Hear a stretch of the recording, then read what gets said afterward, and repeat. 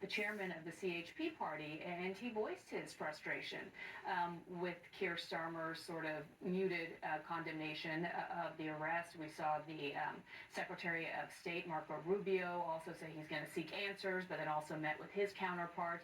And Steve Witkoff, President Trump's envoy, had said in an interview, didn't even mention these protests, but suggested that President Trump and President Erdogan had a very strong and productive conversation, and that something more was going to come out of that conversation. We have yet to hear what that is, but how much of a setback is that for the movement? Well, Turkish people and Kurdish people, all the people in Turkey who are joining these protests, of course they know that they are alone in this, and I think they took that risk as well.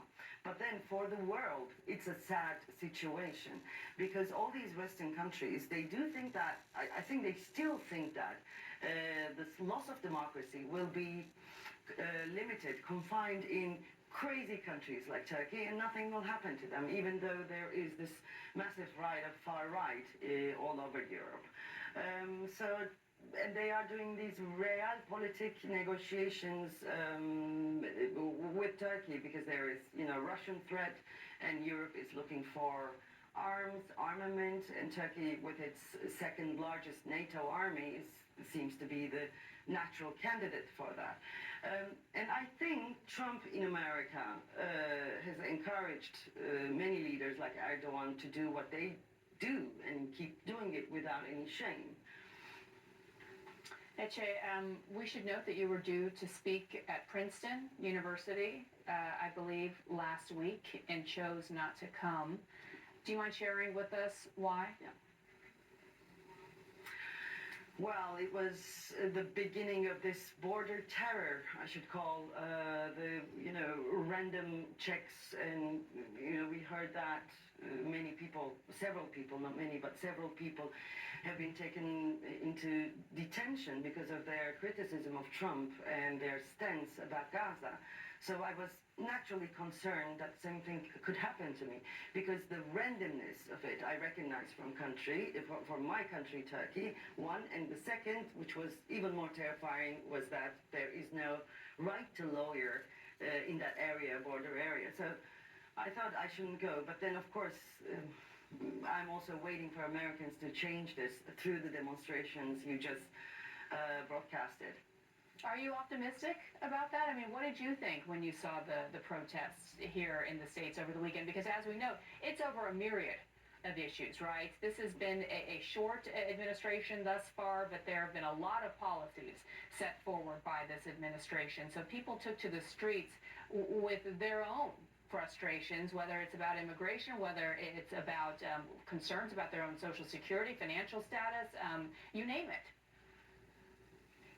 Yeah. Well, it's a good thing, because America is not as political as Turkey, has never been. Citizens are afraid of politics, and also it's somehow honorable to say that I am apolitical, I hate politics, and so on. I think United States, American citizens are finally realizing that being apolitical is not an option, or saying that I hate politics is only bad politics. It is politics, though. So I think when, Trump policies are touching them every day, they are coming to their senses, and they are realizing that as citizens, they are political subjects. I am longing for these protests, because this is why I wrote How to Lose a Country. It wasn't only to, tell what's going to come to the United States, but it was also to show the common patterns, so that by knowing these common patterns, we can build a global solidarity. And I see demonstrations in the United States as part of a global wave that is in Serbia, in Turkey, in several other places as well, against the rise of fascism.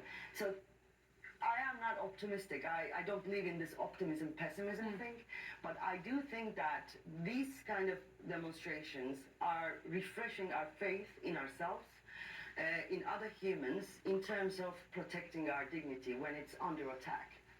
Yeah, you mentioned your book, How to Lose a Country, and we should note to our viewers who want to read it, you actually detail the 7 steps that lead a country from democracy to fascism.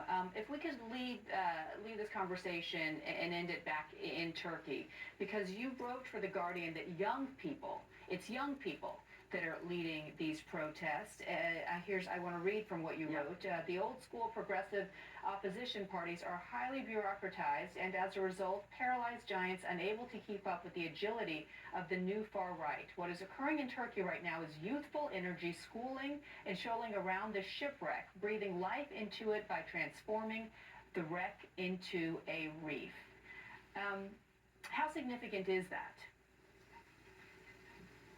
That is very significant because now you're experiencing in the United States this spontaneous, more like,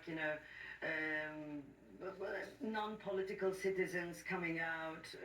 There is no political party leading it and so on. These spontaneous Occupy-like movements, let's say, that are not accommodated by political parties. They are incredibly inspiring. They're keeping our humanity, as humanity's dignity going and so on. But then, this is the first time in several decades that we see this. A political party, conventional party in Turkey, that is Social Democrats, the main opposition party, is trying to host the street action, the political movement in the street. This is the first time, and we're going to see how it will result in terms of changing the course of history, changing the course of politics. So this is one of the important aspects of what's going on in Turkey. I think we're going to show Turkish people, we're going to show the world that this kind of political experiment can actually change the things. Well, we will be watching, that is for sure. Etche Temel Karan, thank you so much for the time. Appreciate it. Thank you, Viana.